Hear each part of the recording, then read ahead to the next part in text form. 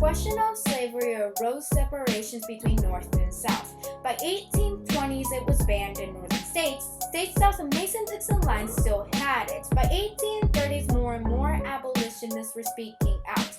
End it now. On one hand, slavery supporters wanted to expand. They wanted to succeed the Union.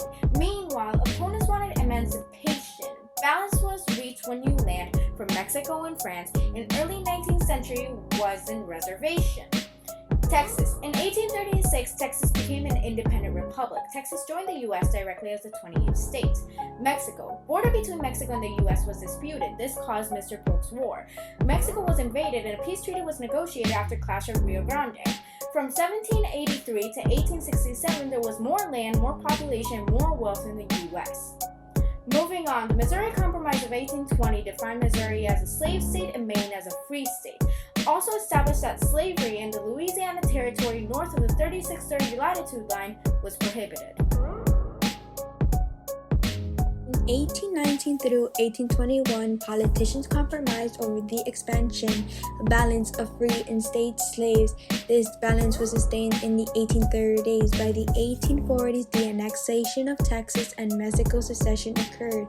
The two main national parties were the Democrats and the Whigs. Almost 30 years after the Missouri Compromise, national actions were needed to address slavery. The Compromise of 1850 was created. In it, it included the Fugitive Slave Bill, which then was enforced and turned into an act. This act caused a lot of local disturbances. Many fugitive slaves escaped using the Underground Railroad. During these times, the escape of William Parker and the Jerry Rescue took place.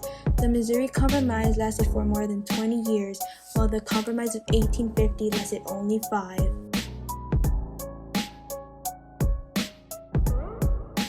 The Kansas-Nebraska Act was approved and the President signed the bill on May 30th, 1854. Lincoln gave a speech on the act in October. On Independence Day, William Lloyd protested against the fugitive slave law. Stephen Douglas's idea of popular sovereignty meant that whoever occupied a territory could decide its status. Both pro-slavery and anti-slavery forces encouraged people to move to Kansas. In 1856, Senator Charles Sumner was attacked on the Senate floor by Preston Brooks, who was from the South. When the Whig Party fell, the Republican Party soon emerged. After the Dred Scott ruling, tensions grew higher in the North and the South.